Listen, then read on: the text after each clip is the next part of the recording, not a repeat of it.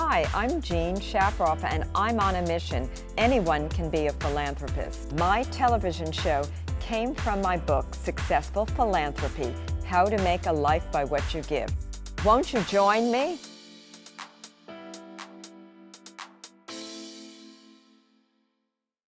Welcome to Successful Philanthropy. I'm your host, Jean Shafiroff. This show is designed to highlight the work of philanthropic leaders here in the United States and then beyond. Today's show, all about politics, but politics is giving. With us, Town Supervisor of Southampton, Jay Schneiderman. Let's all welcome Jay. Jay, my first question to you is, what exactly is a town supervisor or the town supervisor? Sure. Well, first, Jean, great to see you. I wish in person, but I'll take Zoom for now till we get through this pandemic. And thank you for having me on. So a town supervisor is sort of the CEO and the CFO, the chief executive officer and the chief fiscal officer for a municipality or a township. So Southampton has about 60,000 people population. In the summer, it gets much larger, probably 200,000 or more people in the summer. And the supervisor prepares all the budgets. Supervisor is the head administrator for the town. The supervisor runs all the town board meetings. So there's a council of 5 members, myself included. So I chair those meetings. And the towns do all kinds of things, from repaving the roads to running amazing parks to running senior programs. There's so many different aspects of life, or the planning department, building department, the clerk's office, all those things, so many different things that town government does. And some people might not even be aware of all that we do, but it's a big operation, an important one, because people care about, you know, the loud party next door, or are they building a shopping center down the block, or what are you going to do about all the traffic and the airport noise and all those things? They all come to me. So, it's a really important position. And an exciting one for you, I'm sure, plus a lot of work. Now, Jay, our biggest issue this year and last year really has been this COVID-19 pandemic. And you, as town supervisor, how have you handled this, and what's going on right now here in Southampton and on the eastern end of Long Island? Are we getting vaccines out fast enough? What are you doing to ensure that everyone is safe? Thank you. So, there's no, I can't reach on the shelf and pull down a book that says, here's what you do when there's a pandemic. There's no such book. So this, in spite of the 20 years or more that I've been in elected office, there's no playbook, there's no preparation for something like this. The town of Southampton has been in a local state of emergency for a year now. Unbelievable. And we have worked round the clock, literally nonstop, trying to keep people safe. In the early days, it was distributing masks and other personal protective equipment. It was modifying workspaces with plexiglass and thermal scanners, and closing offices like the senior centers, and reducing operations at the beaches, sometimes shutting things down entirely. Beginning, we didn't understand how it was spread as much as we do today. And so we were extremely cautious, and we did everything we could to protect people. A year later, government is functioning. We are trying to keep up with everything. A lot of people are working from home when they can. We've made so many different things electronic, so you don't even have to come to town hall. Like if you want your beat sticker, you used to have to, come to one of the offices to get it. Now you just go online and you can get it. You can even talk to a building inspector from the comfort of your home and share documents like we're doing on Zoom. We have put pretty much everything online, and even the town board meetings are online. And there's some positive things going on. First of all, the numbers have come down from the height. After Christmas and New Year's, it was really, frightening. The numbers have come down, but there's still, every day in the town of Southampton, there's still about 20 new positive cases. Each day it should be coming down now as more and more people get vaccinated. We've been setting up pop-up vaccine sites. We did lots of testing, and we still have a testing site. But starting next week, the state is setting up a vaccination, full-time vaccination center. I'm really excited about it. It's going to be at Stony Brook, Southampton, the college there, and right where the voting booth was. Maybe you guys, maybe in East Hampton, voted in a different place, but it's a building I think most people are familiar with, right across from Shinnecock Hills Golf Course. And we're going to vaccinate an awful lot of people. 1,000 people a day will get vaccinated at that site, and we're working really hard with the state to open that next week. And more and more people are becoming eligible. They lowered it to 60 now, 60 years of age. And I suspect that will continue to change. That'll get, more and more people will be eligible. And I want Southampton to be the first town to have all of its residents vaccinated. So we're really pushing hard with vaccinations. Which I think is very important right now. And I'm glad to hear that there will be one spot where people can go. And so now we are just about entering spring, and by say May 1st, where do you think we'll be as a town and then as a country in this battle against COVID? Do you see things really changing? Do you think that the numbers will be down dramatically? And as we start summer, what do you predict? Well, I think by May, most people will have been vaccinated, though it does take 30 days in some cases, and even longer. So, Moderna, it's basically a month before your second shot, and then another 2 weeks to get the full protection. Pfizer, it's a 3-week waiting time. The Johnson & Johnson, it's just a one shot. But I think by May, most people will have been vaccinated. Most people will have had that second shot, will have what they refer to as herd immunity.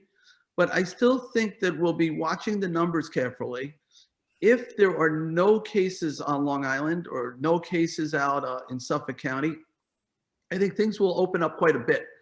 Will we still wear masks? I think in certain instances, yes, we'll still be wearing masks. But I think other than that, life will return largely to normal. And when we do get a positive case, we'll go back to contact tracing, which is something that's sort of been suspended. So as soon as one person becomes symptomatic, hopefully it won't spread because of all the people who are vaccinated. It's got no place to go, but we'll be able to track down those people who might have been exposed and make sure it doesn't go any further. So I'm hoping by Memorial Day, certainly you do see a return to the Hamptons, maybe with some mask wearing, but I think it's going to be significantly closer to normal. It's sort of like a new normal, right? A new normal. But I think people are longing to be together again. They're longing for that social intimacy, to hug their friends, to sit down with a group of people. We've spent so much screen time through this pandemic, so much time on our computers and our iPhones and our TVs and streaming this or that. I think we're longing for human interaction. So I think you're going to see a lot of smaller types of events. I think a lot of arts and culture, music. I think that we'll continue to relax the outdoor dining. So I think anyone who wants to do outdoor dining, I think that's been a great part of the pandemic, seeing people sitting outdoors, enjoying one of our great restaurants in the area. So I think you're going to see a relaxation of those rules that continue. And a bunch of other changes. I think we'll still use Zoom for things. It cuts back on traffic and it makes things easier. So I think that there'll be some things that develop during this pandemic that I think will be here with us after, that are positive things. Yes, and I think we're going to see a huge influx of people coming into the Hamptons, because anyone who's a city dweller will want to be out of the city and out in the fresh air. And with our spectacular beaches and everything that the Hamptons has to offer, I think we'll see a lot of people, and I think that's a good thing because I think people are really ready. That being said, I also, like you, feel that we need to be very, very cautious still, because although many people will be vaccinated, there will be a number of people who won't be vaccinated. And just because we have more vaccinations in progress and almost maybe most people vaccinated doesn't mean that we can't still get COVID. And so what about the big parties? As someone very involved in philanthropy and you as a great supporter of philanthropy, are we going to have the big outdoor parties?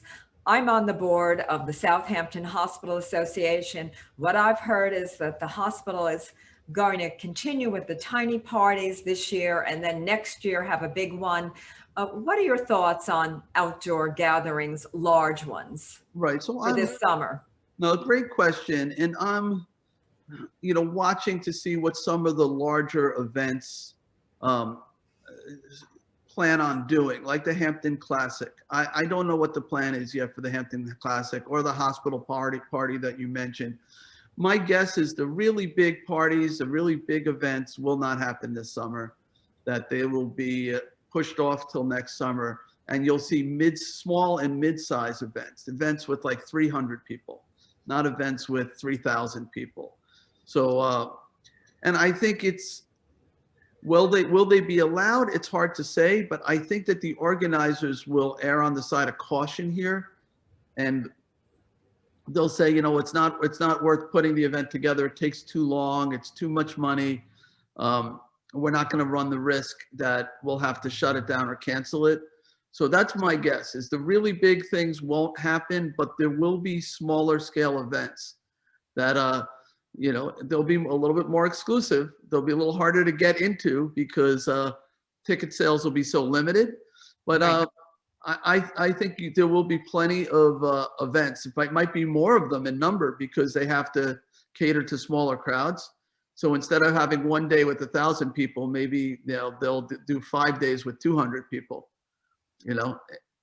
Yes, or maybe even smaller parties. And from what I hear, the Hamptons is ready. Now, the Hamptons have always been coined as the playground for the rich and famous.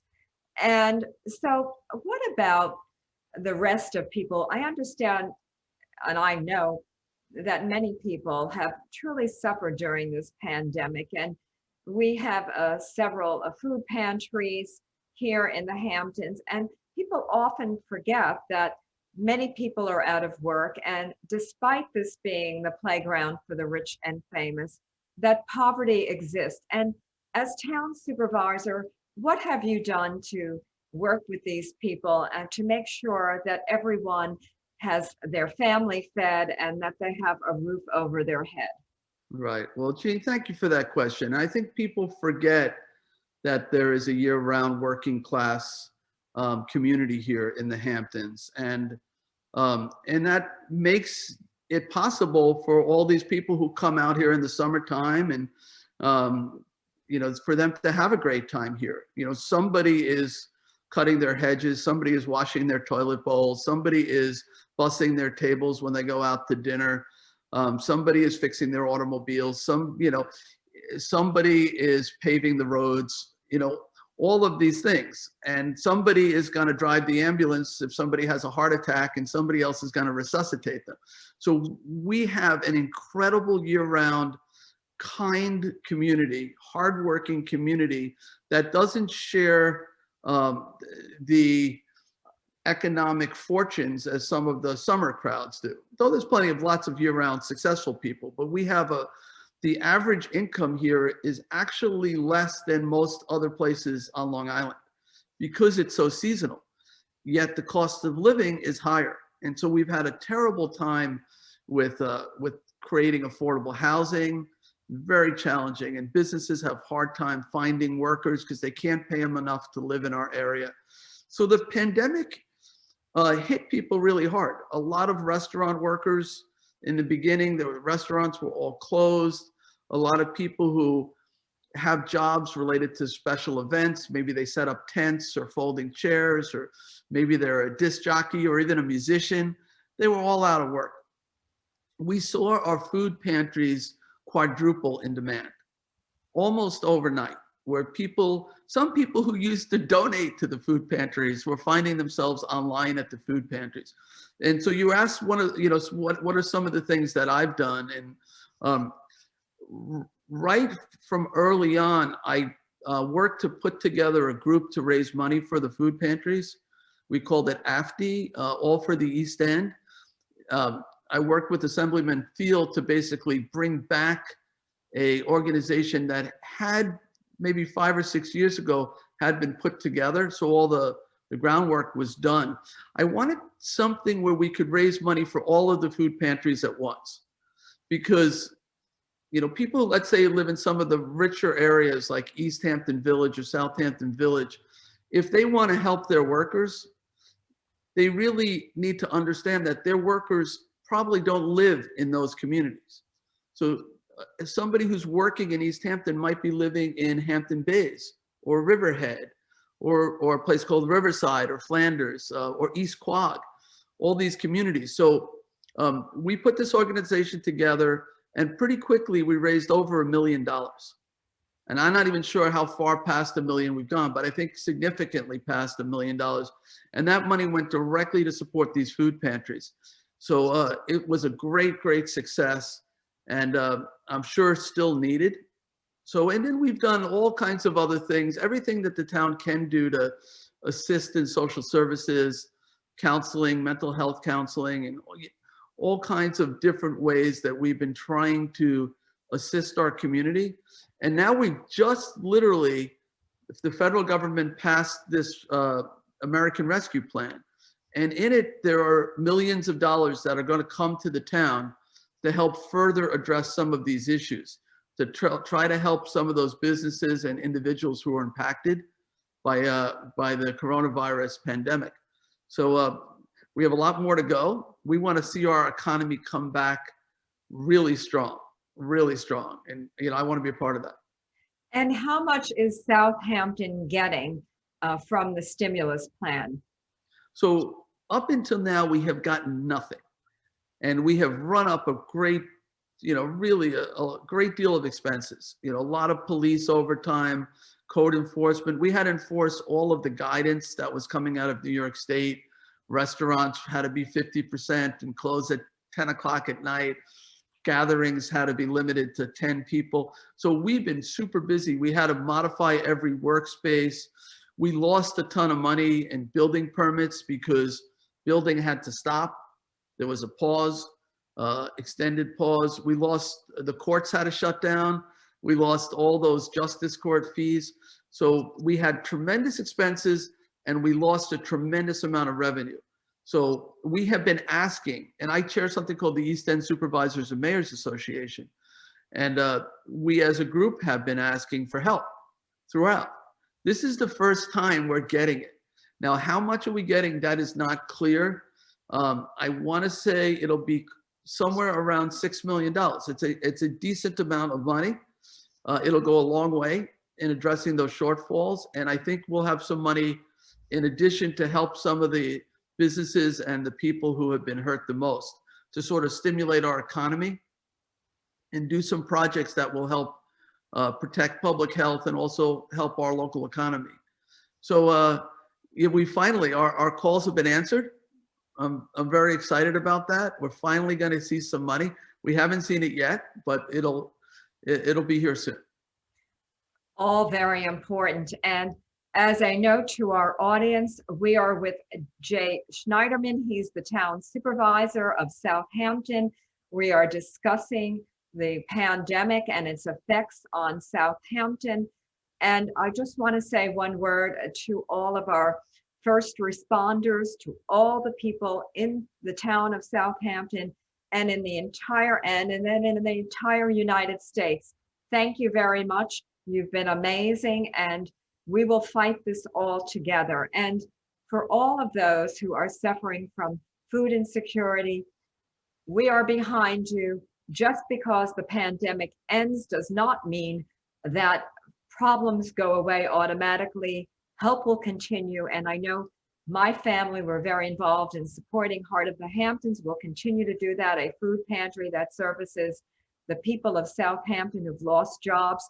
And getting back to Jay, what advice do you give to young people now? Maybe they've lost a job, they've been furloughed. What can they do now? It's a hard time. And are there programs or are there job opportunities in the town of Southampton? Well, the town does hire, and we're always looking for good people, and they have to go through the human resources office. But just go to the town's website and they can look that up. They'll find that pretty quickly. But there's going to be a lot of jobs this summer. And anyone who can't find a job isn't looking, because the economy is going to come back roaring. The rentals are through the roof already. Businesses are gearing up. People are saying it could be like the roaring 20s out here. There's a lot of people coming out to the Hamptons to really relax and have fun. And those people are going to demand services. And I don't think there'll be any problem with employment. The biggest problem, as always, will be housing. But, I think somebody just has to put themselves out there if they're looking. It depends on what their skills are. And it's unfortunate because, we don't have jobs in all employment type of areas. We're basically a summer resort area. So if somebody is a biotechnician or something, or computer coder, they might not find the kinds of things that they're looking for. They might have to go to a larger city. But what we do have here is extraordinary trails, extraordinary beaches, recreational opportunities. It's an amazing place to live in a tight-knit community. So I think it's, people might not be able to do exactly the job that they went to college for or grad school for, but they might find a different type of employment that they can certainly make a career out of. And we have amazing craftsmen out here, cabinet makers, masons, carpenters who, easily find work. In fact, I don't know if there's ever been a better time for those who are in construction. And the real estate market I've never seen anything like it. The amount of real estate activity is the highest we've ever seen. So, the economy is definitely coming back strong, and there are definitely employment opportunities for people. Well, this is very exciting to hear, because we need jobs and we need opportunity for all of our people. And Jay, what advice do you give to a young person about education, about getting going in this life? I don't know much about your education other than I think I read that you were educated in New York State, and you've taken your career and you've given it to the people of our country, really, by being so involved in politics. Also understand that you're a businessman, and if you want to talk a little bit about your business, I'd love to hear. So those are two questions. So to young people, I always say, follow your heart, do what you love. So, I mean, it's good to make money. I believe you'll find the money if you do what you love, but I would hate to spend all of my time not liking what I did. I happen to love public service. It's so rewarding, and I'm paid for it, but it's the inner rewards. When I am involved with creating a park somewhere and I see a family walking through a park or sitting on a bench or at a picnic table and listening to each other and sharing, and there's nothing that makes me feel better than feeling like I've affected somebody's life in a positive way. So, even just walking down a sidewalk that I, helped fund and put into place, those little things, we're building a new, a senior center in West Hampton. That's exciting too. And one day I'll go there and I'm sure I'll see lots of people sitting there having meals or you're playing games, and that's going to feel really good. So I love that. So that's sort of my advice, is to do what you love, so that, you're not resenting or regretting any of the time that you're spending. It just feels, you wake up every morning and you look forward to going to work. I think that's more important than, you know, how many dollars per hour you make. So, so that was, I think, that was one part of your question. The other part had to do with me. So I studied chemistry in college. That was my major, with a math minor. I never thought I'd go into government at all. I was active, you know, if I saw something I didn't like, I, you know, was definitely active in college as a community type of organizer. I came out to Montauk where I was born, and I started getting involved in environmental issues, and I started working at a hotel and then managing hotels. I built up a pretty good business running hotels, and I got this kind of crazy notion at one point to run for office. Nobody thought I'd get elected, but I did. I became East Hampton Town Supervisor. This was before I was Southampton Supervisor. I was East Hampton Town Supervisor. I did a few terms before I got elected to the Suffolk County Legislature, where I represented the South Fork and Shelter Island. I became Deputy Presiding Officer there.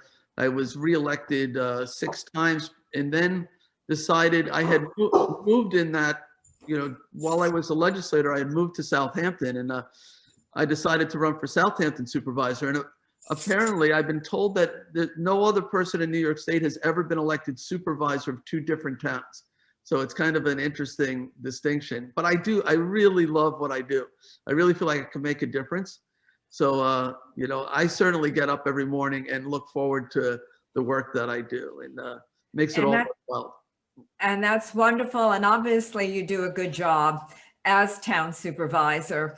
Thank you. You're town supervisor in East Hampton and Southampton. And Jay, we've run out of time, and I want to thank you very much. Today's guest, Jay Schneiderman, Town Supervisor of Southampton. I'm Jean Shafiroff, your host. I'll see you next week.